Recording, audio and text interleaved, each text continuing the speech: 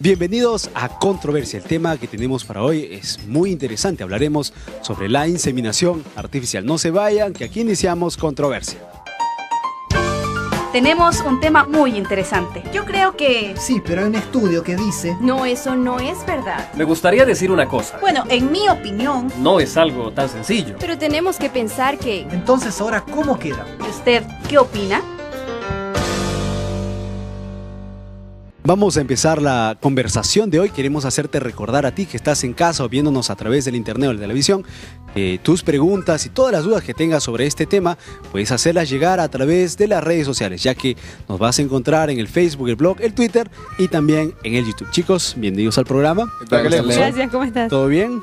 Todo bien. Excelente. El tema que tenemos hoy es un tema bastante controversial en los últimos años, en especial por lo popular que se ha vuelto como una opción para algunas parejas, que es la inseminación artificial. Empecemos hablando sobre qué es lo que la gente piensa sobre la inseminación artificial. ¿Qué creen que es? Primero Bueno, es el hecho de querer tener hijos, aunque a veces son infértiles y no lo pueden tener, ¿no? Bueno, sale o nace a través de una necesidad del ser humano, ¿no? La inseminación artificial muchas veces es mal vista por la sociedad y sería bueno saber el por qué. ¿Será que la sociedad la ve mal en su totalidad o habrá algún sector dentro de la sociedad que lo acepta como una práctica, como algo que está bien ética y moralmente? No, pues de hecho que hay un sector en su mayoría femenino, supongo, ¿no?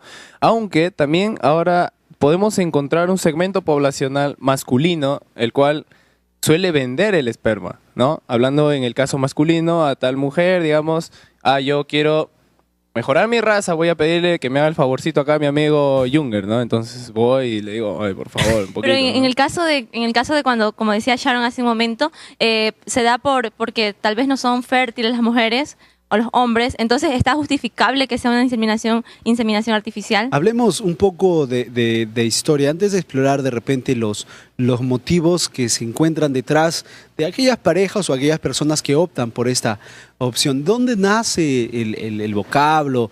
¿Cuándo nace la idea? ¿Desde cuándo existe la práctica de lo que es la inseminación artificial? Estuve leyendo que era a partir de los 1900 donde surge el hecho de que muchas personas querían poder tener hijos y el hecho de adoptar no nos satisfacía totalmente. Querían el hecho de que tú puedas ver una barriga creciendo, no es lo que ellos querían experimentar, por eso es que nació eso. Pero ¿qué pasaría con el hombre que tiene un hijo que no es precisamente su propio esperma?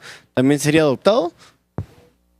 Y eso afectaría también desde el punto de vista psicológico a la pareja, o sea, cómo superar el hombre sobre todo, estar con un bebé que realmente sabe que no es de sus genes, no tiene sus genes. Ese es uno de los tipos de inseminación. Hay otro tipo. Hablemos de los tipos. ¿Qué Vamos. tipo de inseminación artificial Hay dos conocemos? más conocidos, ¿no? Estuve leyendo también. Uno es el en el que se pone el esperma de tu esposo, de tu pareja en este caso, ya sea en el cuello uterino o en el útero mismo. Y el otro es donde es un donante cualquiera, puede ser una persona que ni siquiera conoces, ¿no? ¿Será esas las dos únicas maneras de clasificar? Las más conocidas Porque que he podido también leer. podríamos mencionar que está la inseminación tipo in vitro, ¿verdad? En la cual la fecundación es fuera del vientre materno ya injertado, y también está la asistida, ¿verdad? ¿Será que de repente dentro de la sociedad encontramos bastante desinformación del tema, lo que puede de repente en alguna manera justificar el rechazo que hay en algunos círculos sociales? Claro, bueno, viendo este tema sería importante o interesante recalcar que no sabemos de quién viene ese esperma. De repente es una persona con problemas genéticos, digamos, es un alcohólico y te está dando un esperma que de repente pueda enfermar también a tu hijo con alcoholismo. No sabemos de quién o qué genes tiene, qué herencia puede tener ese esperma. Pero en algunos casos se sabe, ¿verdad?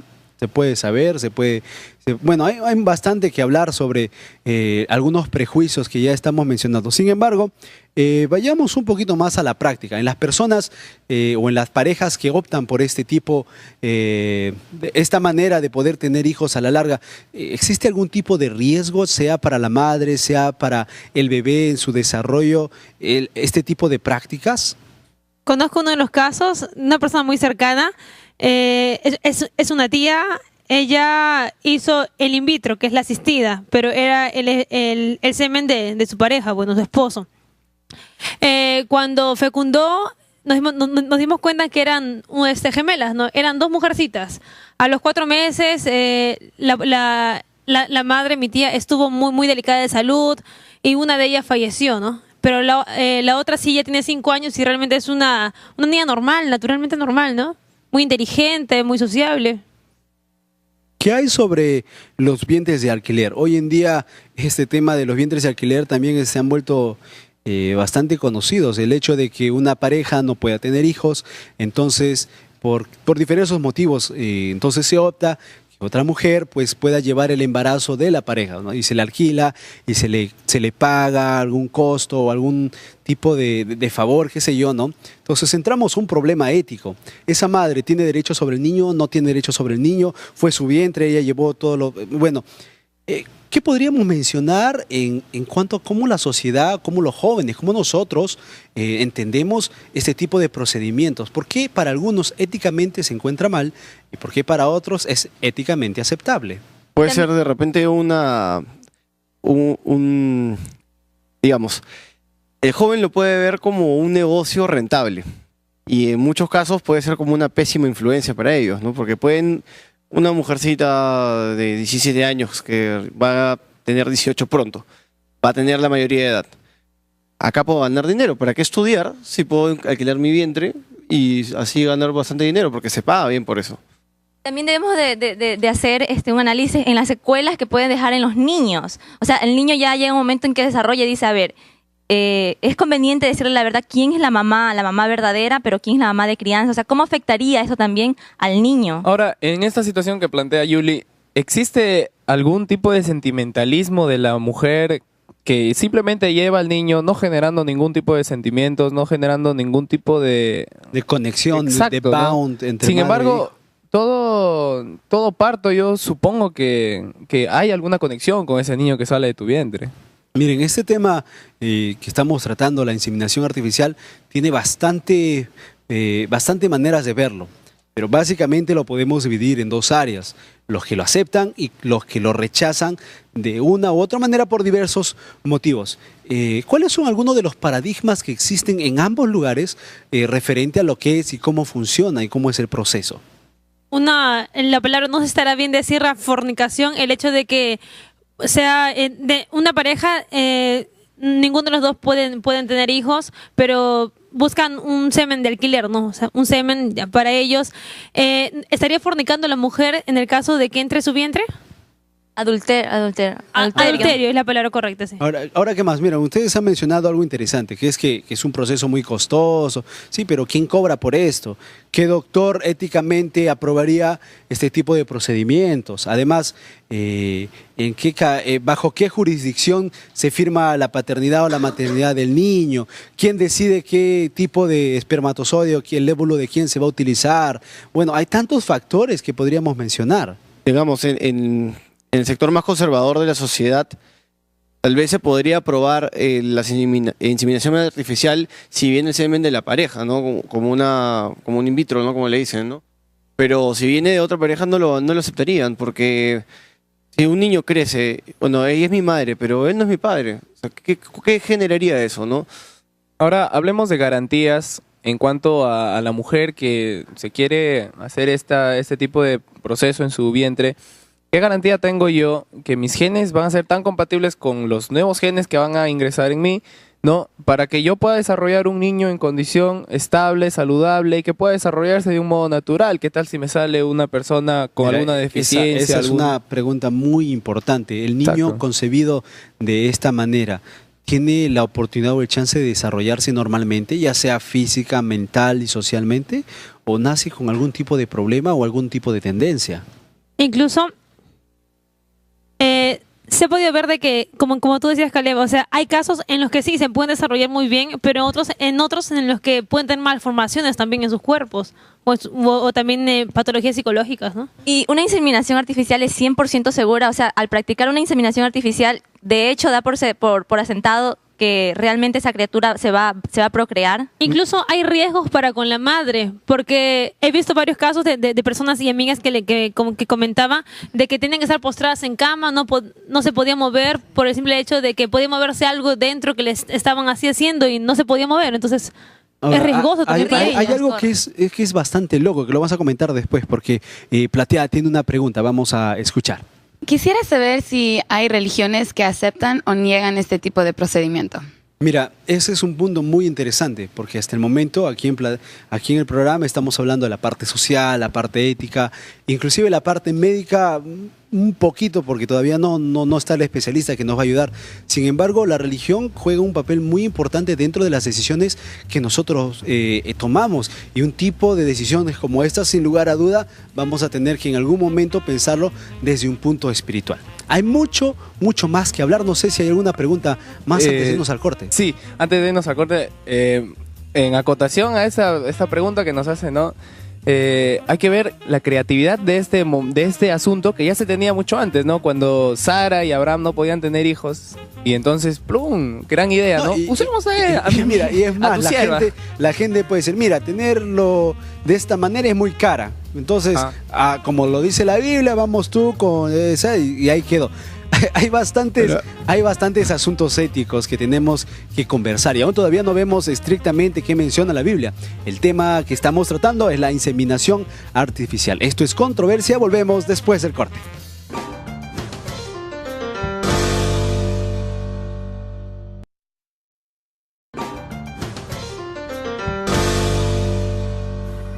Muy bien, estamos de regreso. Esto es Controversia. El tema que estamos tratando hoy es la inseminación artificial. Y ya está con nosotros nuestro invitado para el programa de hoy. Él es Francisco Hidalgo, es médico en la clínica Good Hope Miraflores en Lima, Perú. Bienvenido al programa. Muchas gracias por la invitación. Bueno, empecemos definiendo un poco qué es la inseminación artificial y qué tipos de inseminación artificial existen. Ok. La inseminación artificial es la colocación de los espermatozoides dentro de la matriz de la mujer. Hay heteróloga y autóloga. Cuando es heteróloga es cuando es diferente a la pareja, y autóloga es cuando es de la misma pareja.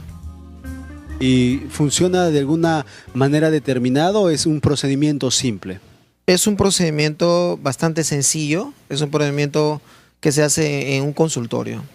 ¿Qué hay de los in vitro y lo asistido? ¿Son temas totalmente diferentes o tienen que ver con la inseminación? No, son temas diferentes.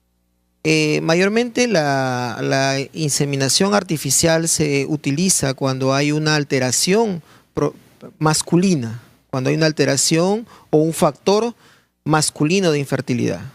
Y fertilización in vitro es cuando ya es una causa, es un tipo ya de tratamiento más complejo, digamos, con mayor tecnología, que necesita un aparataje y un equipo muy sofisticado. Necesitas un microbiólogo, necesitas ya otro tipo, y sacar de una mujer sus huevos y unir los espermatozoides negativamente en un laboratorio ya especializado. Eso es fertilización in vitro o bebé probeta. En cambio, la inseminación es un procedimiento sencillo en la cual la pareja, el varón, extrae sus espermatozoides bajo un proceso de masturbación, entra una especie de preparación que dura entre 1 hora, hora y media, los espermatozoides bajo varios sistemas de soluciones, sacan los mejores espermatozoides y bajo una canulita fina se coloca en un consultorio. Unos 30 segundos y ya está colocado el espermatozoide dentro de la matriz de la mujer. Doctor, el cuerpo humano a veces no puede tener hijos. Cuando uno fuerza a tenerlos a través de la inseminación artificial, en este caso in vitro, ¿no causaría alguna anomalía en el embrión o en el futuro feto? No, es que simplemente lo que estamos haciendo es ayudar a la pareja que normalmente tiene espermatozoides y huevos a contribuir y acelerar el proceso de fecundación, porque tiene algún tipo de alteración mínima o superficial. O sea, la misma pareja está haciendo el procedimiento.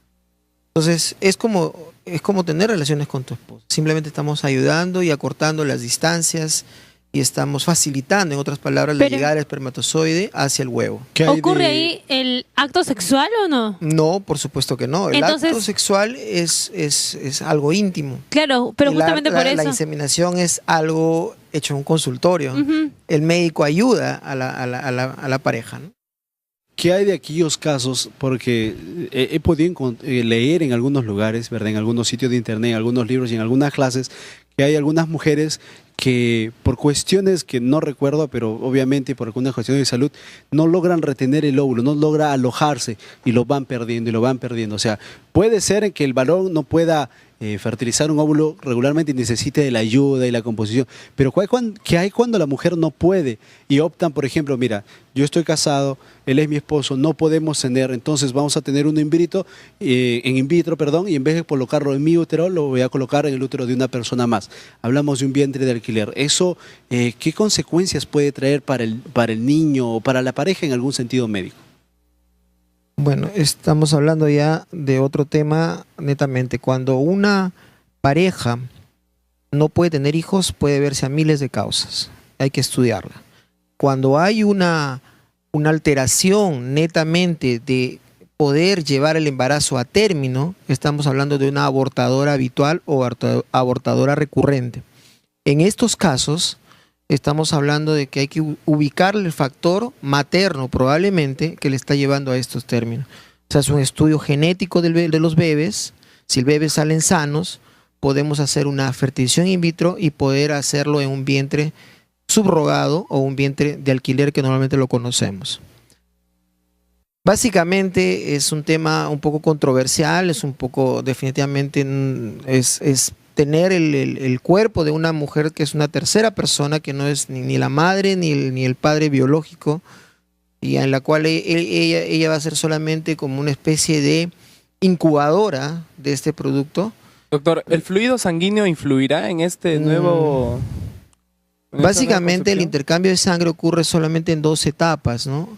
Uno de ellos a mitad del embarazo, entre las 20 y las 28 semanas, y el momento del parto, el intercambio sanguíneo con la madre. Y más que todo es que el bebé le transmite contagio a la madre más que la madre al bebé. Por eso es que casi no hay contacto. El bebé tiene su propia sangre que se forma adentro y la madre solamente le transmite a través de la placenta, es como un filtro, los alimentos y el oxígeno. Muy bien, tenemos una pregunta aquí en platea. Vamos a escuchar a uno de nuestros invitados hoy que tiene una pregunta para nuestro especialista. ¿Es posible que el óvulo fecundado sea modificado en el caso de que yo, digamos, o mi esposo tengamos alguna enfermedad como la diabetes y no querramos que el niño corra la misma suerte? Todavía no llegamos a ese nivel. Estamos hablando ya a nivel de ADN, a nivel de la genética. Recién estamos a nivel de clonación y bebé in vitro, que solamente con los genes propios de la mamá y el papá, que son del azar.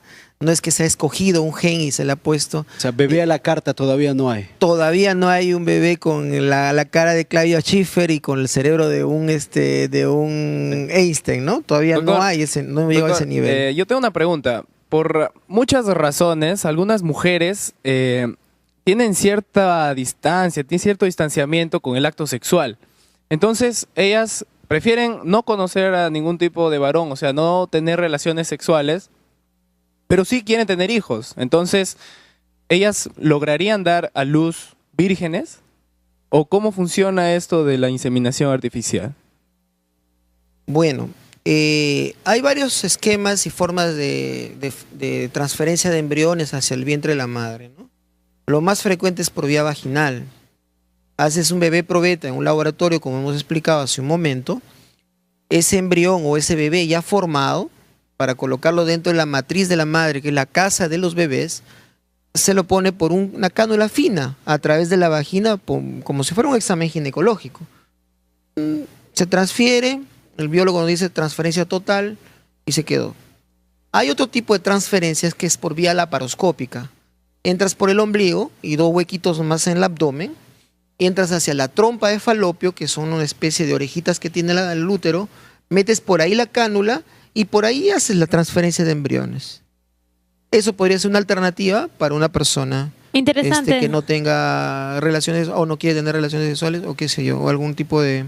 Doctor, doctor, disculpe, ¿este procedimiento es muy costoso? ¿Está al alcance de los diferentes estatus que existen en la sociedad? Y sumándole a la pregunta, ¿cuál es el proceso que nosotros deberíamos seguir? O, por ejemplo, empieza con encontrar un donante de semen o cómo haríamos yo, o si encuentro ya un donante, disminuye un poco mi costo, ¿cómo sería? Bueno, En costos va a variar mucho del lugar donde lo vas a hacer, el país donde lo vas a realizar. Va a variar tan alto como Europa, Estados Unidos, estamos bordeando los $30,000. En Sudamérica, en promedio, estamos entre $6,000 a $7,000. Un proceso de todo lo que es el bebé probeta, ¿ok? Pero en la inseminación va a variar mucho del problema que tenga. Si no tiene problema de ovulación, puede ser tan barato como $300 a $500, ¿ok? Y puede ser accesible casi la mayoría. Lo que pasa es que a veces muchas personas piensan que esto es muy difícil, que esto es imposible y se puede lograr lograr un buen trabajo de solucionar el problema de la pareja infértil. Con respecto a la pregunta de si consigues un donante, bueno, básicamente el costo es similar, porque hay que hacer un estudio también a la persona donante. La persona donante no va a venir y decir yo quiero donar. Hay que hacer pruebas voluntario viene. Serológicas, hay que hacer pruebas y hacer un interrogatorio, hay que llevar al psicólogo, muchas cosas que involucran el estudio, ¿no? En el transcurso, la trayectoria que usted ya lleva en clínica, ¿usted ha visto algún caso o existe esto, al igual que la sangre, contrabando, así que se pueda comprar el semen, algo así? Bueno, básicamente los centros de fertilidad tienen su banco de semen y su banco de ovocitos. Todos los centros de fertilidad en el mundo. Estamos hablando de centros. Pero si hablamos de la clínica, nuestra institución como clínica no tiene un banco de semen, solamente trabajamos a través de parejas formales. Doctor, yo tengo una pregunta. ¿Cuáles son las características que debe tener un hombre que quiere donar semen? Bueno, básicamente lo que hacemos en centros de fertilidad, los criterios de clasificación de un donante es persona joven, menor de 30 años, bueno, tiene que ser mayoría de edad, en lo posible que sea de un nivel superior, que tenga un estudio superior, mayormente son estudiantes de ingeniería y de medicina, que sea saludable y que le hacen una encuesta básicamente para saber si consume drogas, si ha consumido drogas, si tiene un comportamiento sexual promiscuo, y van siendo descartados, ¿no? Y también una entrevista psicológica y entrevista también familiar para saber si dentro de la familia hay alguna tara, ¿no? Doctor, ¿y cómo sabe que están diciendo la verdad en ese caso? No, básicamente confiamos en la persona. Muy bien, tenemos que ir cerrando este bloque. Hemos tocado puntos muy importantes que son el procedimiento, cómo funciona, con qué persona se realiza consecuentemente, pero sobre todo creo que deberíamos de repente cerrar ya con esto, dando algunas conclusiones del tema que nos ayuden a entender cuál es su grado de riesgo, cuáles son los beneficios y qué criterios había que tomar. Si de repente hay una pareja que nos está viendo, no puede tener hijos y encuentra en esto alguna solución para su situación. Por supuesto, hay muchos tratamientos que son sencillos y económicos que pueden tener acceso. La cosa es que ir y vencer el miedo de ir a consultar cuál es el problema que tiene la pareja, porque ahora no hablamos de hombre, mujer infértil, hablamos de pareja infértil. Estamos hablando de un 20%, 15% de parejas que no pueden tener bebés y de repente es un simple y sencillo tratamiento. Y un grupo de estos van a ir a una fertilización in vitro. ¿Ok? Básicamente lo que pedimos simplemente que el niño nazca pues en un hogar formal, en un hogar formado, casados, que tenga una formación cristiana para que se desarrolle mejor. Cuando viene una pareja de personas disociadas, enamorados, pues probablemente ese niño va a ser abandonado. En lo posible, tratemos de que sea una pareja establecida, ¿no? Se trata entonces del bienestar no solo de la pareja, pero sobre todo del ser que está por formarse y convertirse en un ser humano en lo posterior. Muchas gracias, doctor, por haberse tomado la molestia de haber venido aquí al programa y habernos informado sobre este tema tan importante para muchos de nosotros. Estuvo con nosotros Francisco Hidalgo, médico ginecólogo en la clínica Good Hope Miraflores de Lima, Perú. Nos tenemos que ir a un corte, no se vayan, que volvemos con más aquí en Controversia.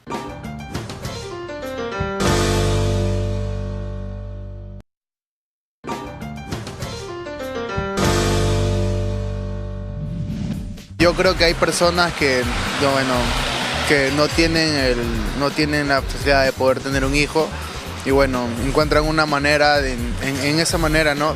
Encuentran poder tener un bebé con lo que es científico y todo eso, ¿no? Bueno, personalmente, si la ciencia puede ayudar, yo creo que hay parejas que quieren tener hijos también que deberían, ¿no?, ayudarse de esa manera.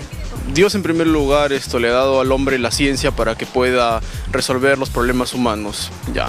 En segundo lugar, si el hombre pues ha creado la inseminación artificial, eso ha sido pues a través de la ciencia, a través de la mano de Dios, para que eso pueda ayudar a muchísimas personas, muchísimas mujeres en todo caso, para el deseo de que puedan realizarse como madres, ¿no?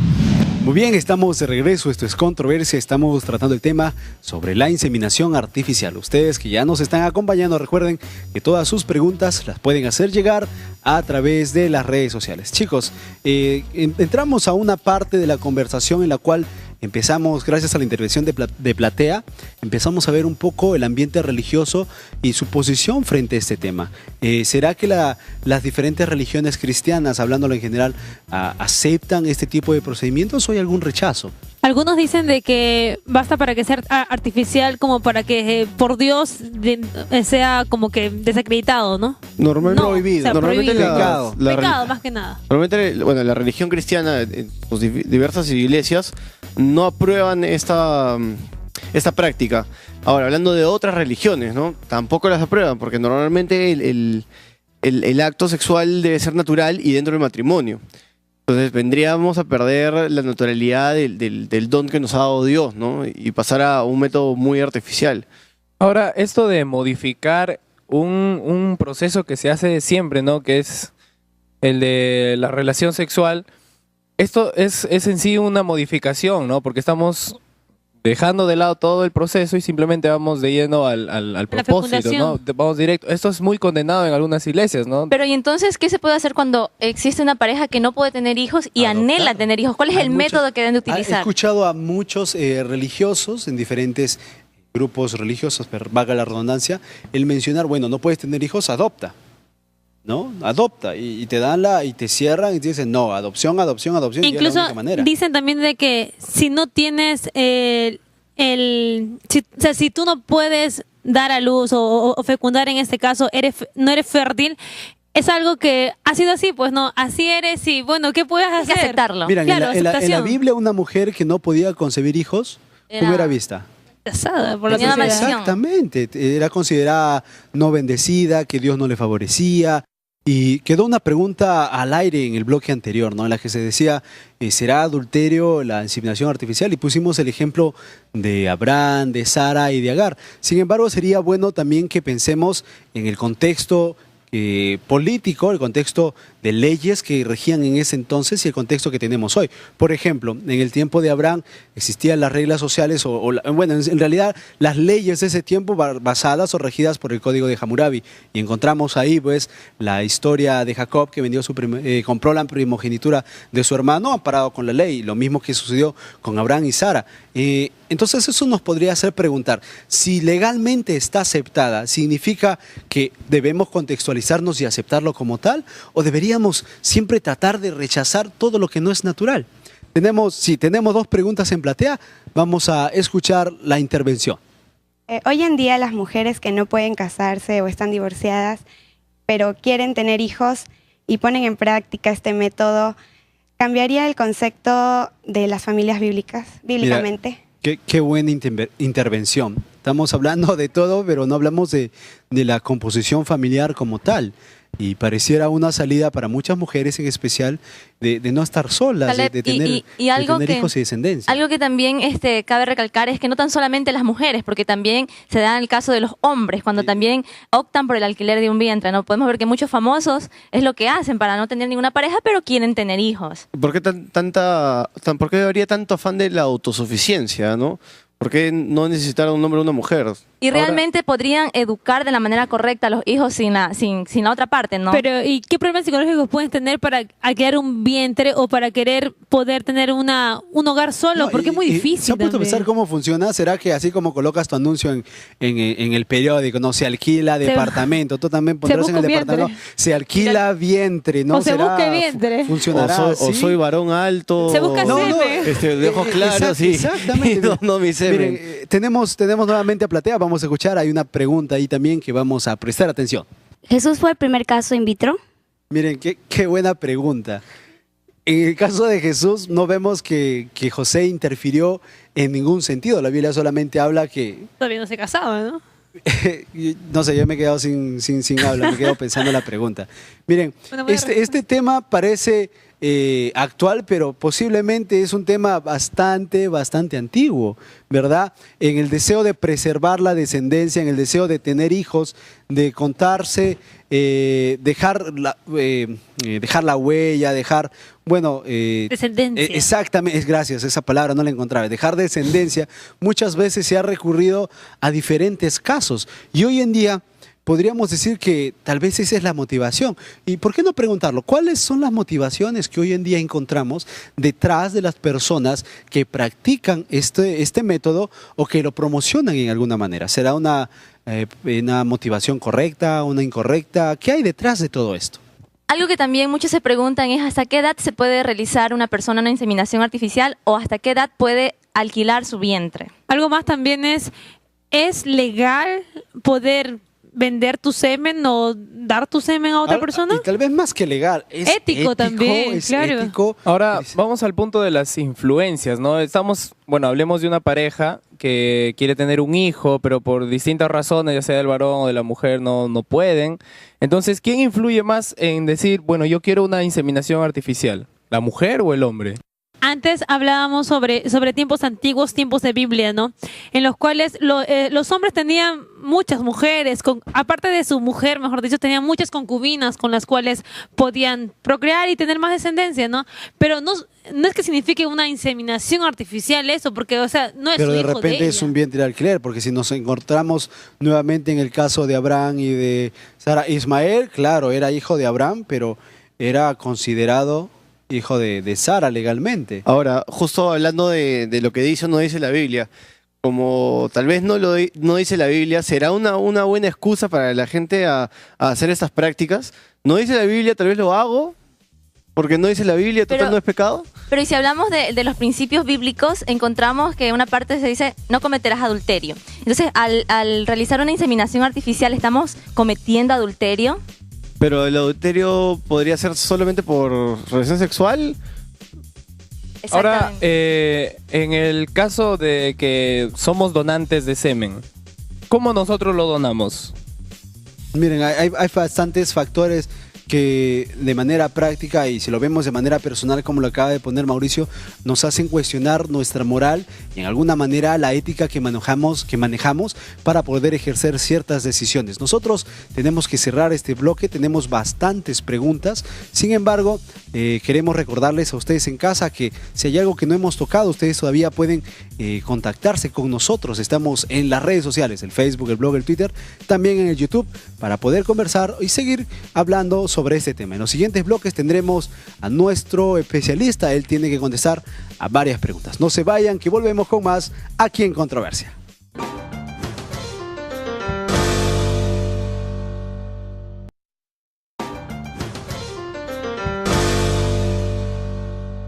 Muy bien, estamos de regreso. Esto es Controversia. El tema que estamos tratando hoy es la inseminación artificial. Estamos en el último bloque del programa. Ya tenemos con nosotros a nuestro invitado. Él es el licenciado Michael Orellana, docente de la Facultad de Teología aquí en la Universidad Peruana Unión. Bienvenido al programa. Un gusto estar aquí con ustedes para poder compartir estos temas. Bueno, ¿qué dice la Biblia sobre este tema? La verdad que muchos de nosotros hemos dado unas opiniones bastante interesantes sobre cuál es la posición bíblica de la inseminación artificial. Pues, alguien que nos está viendo en casa dirá, estos están locos, si la Biblia no se menciona ni inseminación ni artificial. Entonces, ¿es un tema que como cristianos deberíamos rechazar totalmente? Bueno, en primer lugar hay que tener en cuenta cuál es el propósito de Dios para la familia. En realidad, desde el inicio, el propósito de Dios fue que la familia se multiplicara. En la Escritura, tú vas a leer a lo largo del Antiguo Testamento, cada vez que se habla de una persona estéril, es un asunto que preocupa, y preocupaba mucho a los patriarcas, por ejemplo. Entonces, Dios quería que la familia se multiplicara. No está lejos, el deseo de procrear hijos es algo que Dios colocó.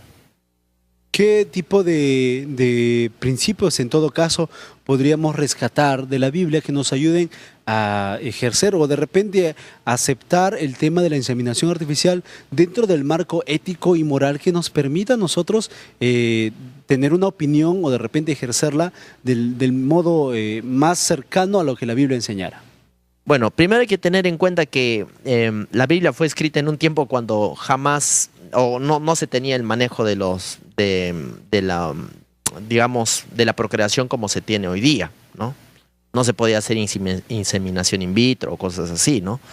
Sin embargo, hay algunos principios. Por ejemplo, el primer principio tiene que ver con la mayordomía, ¿no? Cuando tú vas a procrear un hijo, tienes que ejercer esa mayordomía. ¿Cuánto vas a invertir? O sea, hay personas que gastan muchísimo dinero en tener un hijo. Yo no niego que el deseo sea genuino, pero hay que evaluar eso a la luz de lo que la Biblia dice. Realmente esa inversión de dinero corresponde con un deseo santificado.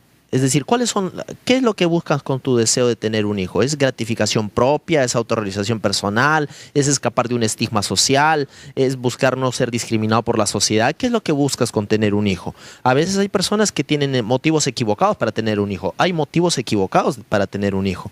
Y eso es lo que la persona tiene que evaluar en primer lugar. Una pregunta. El doctor que estuvo invitado aquí mencionó que para hacer un proceso de inseminación artificial es necesario la masturbación. En la Biblia está prohibida esa práctica. ¿El fin justifica los medios? Bueno, lo que se necesita para procrear un hijo son los espermatozoides. La masturbación es el medio más común con el cual las personas obtienen los espermatozoides, pero nosotros sabemos que dentro de la relación marital es posible hacerlo, no necesariamente de ese medio, así que eso es algo que la pareja tiene que evaluar. O sea, el esposo y la esposa podrían ambos juntos interactuar para que se produzca la producción de semen. Entonces es algo que se podría hacer. Y tal vez ahí juega lo que usted mencionó sobre cuáles son las motivaciones que la pareja tendría para buscar a tener un hijo. Mauricio. Pastor, hace poquito usted nos mencionó, ni bien empezando este segmento, nos decía que el propósito de Dios para nosotros fue procrear, ¿verdad? Pero Él nunca especificó cómo. No, en realidad la Biblia sí dice cómo. Habla de el contexto de una familia monogámica, de un varón, una mujer, que puedan juntos traer hijos al mundo. Pero ese rol de repente se obstruye o se rompe justamente en el mismo libro. Encontramos en el Génesis donde te dan las pautas o las bases para una familia, para que pueda multiplicarse. Encontramos unos capítulos después de los primeros de Génesis la historia de Abraham, de Sara y de Agar. Y encontramos que pues Sara no podía tener hijos y a Sara le dice, bueno, llégate a mi sierva y yo tendré hijos con ellos. Entonces, ¿dónde quedó este concepto de la familia, este concepto de una relación monógama? ¿Por qué en ese caso sucedió tal? Bueno, quizá el ejemplo que tú acabas de mencionar sería el mejor ejemplo para discutir este tema de la inseminación artificial a la luz de la Biblia. Porque justamente ahí encontramos que el propósito de Dios es una familia monógama. Abraham no cumplió ese propósito al estar con Agar. En realidad, él no hizo la voluntad del Señor, así que no podríamos citarlo como un buen ejemplo, más bien como lo contrario. Hablemos respecto a las personas mujeres que, como decíamos hace un momento, quieren tener hijos, pero no quieren tener esa responsabilidad de una pareja. O sea, quieren ellas solas, yo sola puedo, entonces tengo mi hijo, mi barriga, el semen de una persona. ¿Qué hay con ellas, no? Bueno, justamente ahí viene el asunto que hablábamos al inicio, cuando hablamos de la mayordomía. ¿Por qué tener un hijo? Estas damas, yo las felicito porque quieren hacerse cargo de la responsabilidad de una vida, pero eso significa mucho más que el simple deseo. Yo quiero tener un hijo significa darle todo el contexto de la familia a ese niño. Para que él sea sano, saludable, psicológicamente, necesita tener un padre. Y entonces, si esta dama piensa tenerlo solo, no está pensando adecuadamente. La Biblia no aprueba esta actitud. Hay algunas situaciones en las que de repente, vamos a ponernos en un extremo, que de repente es el caso de alguien que en este momento nos está viendo, en la cual el varón simplemente no puede producir espermatozoides lo suficientemente fuertes para crear el embrión en alguna manera. ¿Será posible que si en alguna manera aceptamos la inseminación artificial y se opta por el semen de otra persona, se estaría cometiendo algún pecado? Bueno, ahí entra otro tema, ya no entra el tema de la, digamos, de la mayordomía específicamente, sino el tema de la responsabilidad. Porque uno cuando tiene un hijo lo tiene con responsabilidad, así que, y eso es responsabilidad social. Algún día este niño puede crecer y me va a preguntar, papá, ¿por qué eres blanquito y yo ¿por qué soy... tú eres de otro color y yo soy de otro color y mamá no encaja? Puedes decirme la verdad. El tema de la verdad es muy importante y la Biblia nos habla mucho acerca de decir la verdad. Desde el punto de vista bíblico, ¿cuál sería el consejo para las parejas que son cristianas y no pueden tener hijos? ¿Qué deberían de hacer ellos? Para las otras que tampoco no lo son, pero también quieren tener hijos. Y obedecer a los principios, claro. Bueno, en primer lugar, tendríamos que evaluar, porque cada caso es diferente. O sea, no podríamos aquí generalizar todos en una misma bolsa. Cada caso y en cada caso de falta de reproducción o infertilidad es un caso diferente.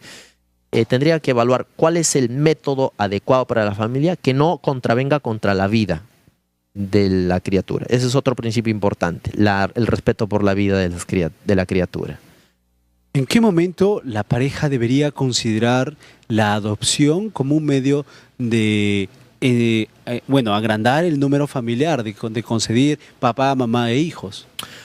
Quizá sugeriríamos que este resulta ser uno de las formas más, digamos, productivas de poder solucionar el problema, porque es responsable, es una manera responsable de, también eliminamos la pobreza del mundo. Hay muchos niños en el mundo quienes buscan padres. Aplicamos el amor por otras personas y eso es cristiano completamente. Entonces, la Biblia aprobaría completamente la adopción. Incluso Dios se presenta a sí mismo como un padre adoptivo. Pastor, disculpe, vemos muchos casos de inseminación en los que salen mellizos, gemelos, trillizos, cuatrillizos, hasta casos donde salen 6 niños. Entonces, por ejemplo, si hay una pareja de que quiere tener de pronto 4 de frente o 3, ¿puede hacer esto, usar este método? Bueno, lo que tenemos que tener cuidado con este asunto es que evidentemente nadie realiza inseminación con un solo espermatozoide y un solo óvulo, sería infructífero, ¿no? Hay un grupo de espermatozoides y un grupo de óvulos que son fecundados, ¿no? Y de ahí se elige al que quisiéramos finalmente criar, digamos, ¿no? Pero ahí se producen microabortos, entonces a una escala pequeña, pero son microabortos y eso contraviene contra la vida realmente. Entonces, este asunto debe ser analizado por la pareja. Yo no soy la conciencia de nadie, pero la Biblia dice que tenemos que respetar la vida de los seres humanos. Muy bien.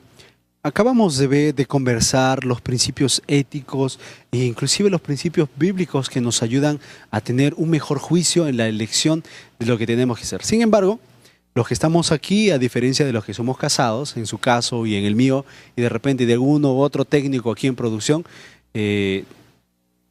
consideramos esto de manera diferente a cómo lo ven los jóvenes, los que están solteros, los que, es más, ni siquiera tienen novio o novia. Entonces, ¿qué tipo de información sería bueno manejar?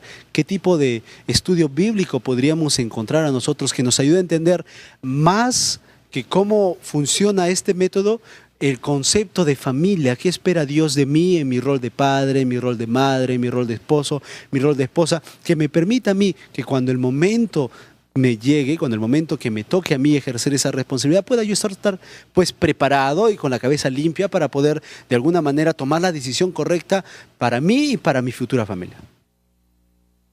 Bueno, nosotros traemos hijos al mundo para educarlos en los caminos del Señor. Entonces, un propósito importante en la constitución de la familia es un propósito religioso.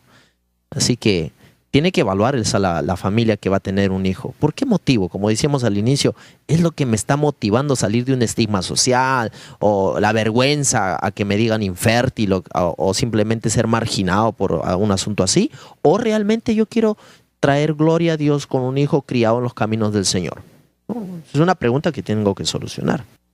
Ya que estamos viendo que todo este tema tiene que ver mucho con la conciencia que hay sobre el plan de Dios para la familia. En el caso de los que somos alguna vez, somos jóvenes, no estamos casados, no estamos pensando en tener hijos todavía, el no conocer este sistema o no, el no conocer el plan de Dios para la familia, ¿es en alguna manera irresponsable de mi parte hacia lo que Dios tiene planificado para la familia? Es terriblemente irresponsable que tú vivas una vida descuidada, consumiendo drogas, alcohol, que no cuides tu alimentación y que finalmente tu código genético se vea afectado y en el futuro tengas que concebir hijos malformados porque has vivido una vida descuidada. Entonces, en esta etapa hay responsabilidad, sí, aún por un futuro que no tienes, pero que vas a tener. Pastor, ¿y qué habría con algunos ejemplos que podemos encontrar en la Biblia de bebés in vitro, ¿no? O parecidos, ¿no? Por ejemplo, técnicamente, ¿no? Técnicamente, ¿no? Por ejemplo, el ejemplo de Samuel, ¿no? Jesús mismo, ¿no? Porque entre José y María no hubo ningún tipo de acto sexual, sin embargo hubo procreación. Mira, nosotros no podemos afirmar más allá de lo que la Escritura dice. En el caso de Jesús es un misterio. Es decir, todos biológicamente sabemos que se da un espermatozoide, el varón da uno y la dama un óvulo. ¿Significaría que Dios creó un espermatozoide divino especialmente para esta situación? La verdad no lo sé, ¿no? La Biblia no lo enseña, ni nosotros podríamos tratar de imaginar ni elucubrar con respecto a esto, ¿no? Con respecto a Samuel, y podríamos mencionar Isaac, o incluso Sansón, son casos en los cuales el Señor ha intervenido, pero no sabemos exactamente el modo. Es decir, Dios permitió la concepción.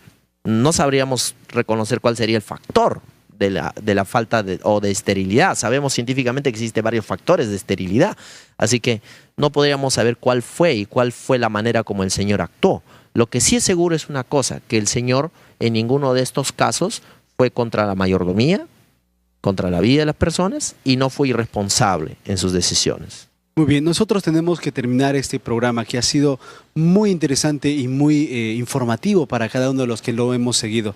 ¿Cuáles serían las conclusiones? Y de repente un texto bíblico que nos ayude a entender las conclusiones que deberíamos aprender respecto a la discusión que hoy hemos compartido. En la Biblia nosotros encontramos un texto que sería el más indicado para este caso y refleja el ideal de Dios para la familia humana. Y se encuentra en Génesis 1:28. Y vamos a pedir que Jürgen lo lea. Y los bendijo Dios y les dijo: fructificad y multiplicaos, llenad la tierra y sojuzgadla, y señoread en los peces del mar y en las aves de los cielos y en todas las bestias que se mueven sobre la tierra. En ese texto nosotros encontramos tres cosas explícitas. Una de ellas es fructificad. Es un deseo de Dios que la familia se reproduzca. Pero junto con eso está sojuzgadla, que tiene que ver con el criterio que se elige, las decisiones que se toman. Dominadla, que quiere decir con la capacidad de tomar decisiones. Entonces, no simplemente se trata de traer hijos al mundo, se trata de traerlos con sabiduría. Eso es el propósito de Dios. Con sabiduría, responsabilidad, pero sobre todo con ese amor que caracteriza a la familia que tiene a Dios en primer lugar. Por supuesto. Muchas gracias por haber estado con nosotros y habernos, aclarado muchas cosas que de repente no entendíamos sobre el tema. Estuvo con nosotros el licenciado Michael Orellana, docente de la Facultad de Teología aquí en la Universidad Peruano Unión. Nosotros nos tenemos que ir, pero queremos hacerle recordar que está a su disposición las redes sociales. Tenemos el Facebook, el blog, el Twitter y también el YouTube. Ahí nos pueden hacer llegar todas sus preguntas, sus consultas, sus comentarios sobre este tema y algunas cosas más que quieran compartir con nosotros. También recuerden que está a su disposición el curso bíblico La Biblia Habla, un curso maravilloso, espectacular. En este curso podremos aprender cómo la Biblia tiene respuesta de manera práctica para todo lo que se nos presenta en el día a día. No hay tiempo para más. Esto fue Controversia.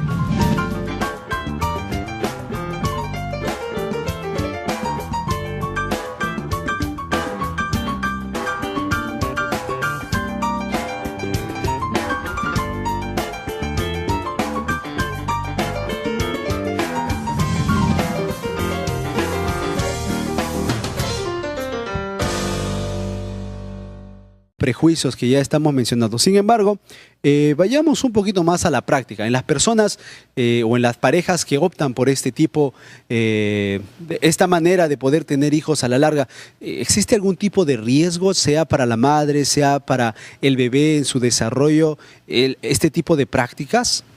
Conozco uno de los casos, una persona muy cercana, es una tía. Ella hizo el in vitro, que es la asistida, pero era el semen de su pareja, bueno, su esposo. Cuando fecundó, nos dimos cuenta que eran gemelas, ¿no? Eran dos mujercitas. A los 4 meses, la madre, mi tía, estuvo muy delicada de salud y una de ellas falleció, ¿no? Pero la otra sí ya tiene 5 años y realmente es una niña normal, naturalmente normal, ¿no? Muy inteligente, muy sociable.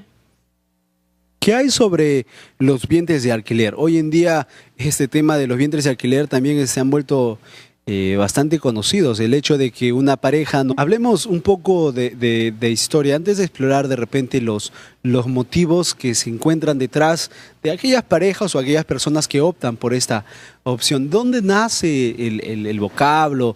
¿Cuándo nace la idea? ¿Desde cuándo existe la práctica de lo que es la inseminación artificial? Estuve leyendo que era a partir de los 1900 donde surge el hecho de que muchas personas querían poder tener hijos y el hecho de adoptar no nos satisfacía totalmente. Querían el hecho de que tú puedes ver una barriga creciendo, no es lo que ellos querían experimentar, por eso es que nació eso. Pero ¿qué pasaría con el hombre que tiene un hijo que no es precisamente su propio esperma?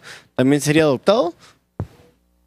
Y eso afectaría también desde el punto de vista psicológico a la pareja. O sea, cómo superar el hombre, sobre todo, estar con un bebé que realmente sabe que no es de sus genes, no tiene sus genes. Ese es uno de los tipos de inseminación. Hay otro tipo. Hablemos de los tipos. ¿Qué tipo de inseminación artificial Hay conocemos? 2 más conocidos, ¿no? Estuve leyendo también. Uno es en el que se pone el esperma.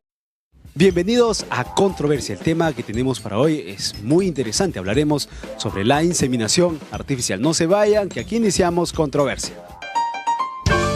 Tenemos un tema muy interesante. Yo creo que... Sí, pero hay un estudio que dice... No, eso no es verdad. Me gustaría decir una cosa. Bueno, en mi opinión... No es algo tan sencillo. Pero tenemos que pensar que... Entonces, ahora, ¿cómo queda? ¿Usted qué opina?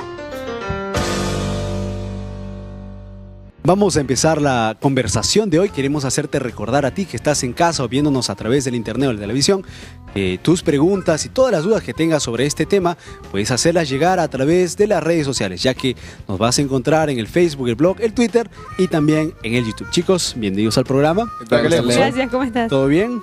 Todo bien. Excelente. El tema que tenemos hoy es un tema bastante controversial en los últimos años, en especial por lo popular que se ha vuelto como una opción para algunas parejas, que es la inseminación artificial. Empecemos hablando sobre qué es lo que la gente piensa sobre... Esperma de tu esposo, de tu pareja en este caso, ya sea en el cuello uterino o en el útero mismo. Y el otro es donde es un donante cualquiera, puede ser una persona que ni siquiera conoces, ¿no? ¿Será esas las dos únicas maneras de clasificar? Las más conocidas Porque que he podido leer. Podríamos mencionar que está la inseminación tipo in vitro, ¿verdad? En la cual la fecundación es fuera del vientre materno ya injertado, y también está la asistida, ¿verdad? ¿Y será que de repente dentro de la sociedad encontramos bastante desinformación del tema, lo que puede de repente en alguna manera justificar el rechazo que hay en algunos círculos sociales? Claro, bueno, viendo este tema sería importante o interesante recalcar que no sabemos de quién viene ese esperma.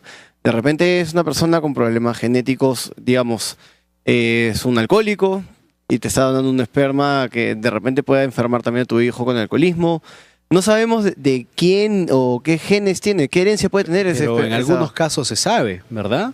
Se puede saber, bueno, hay bastante que hablar sobre la inseminación artificial. ¿Qué creen que es? Primero es el hecho de querer tener hijos, aunque a veces son infértiles y no lo pueden tener, ¿no? Bueno, sale o nace a través de una necesidad del ser humano, ¿no?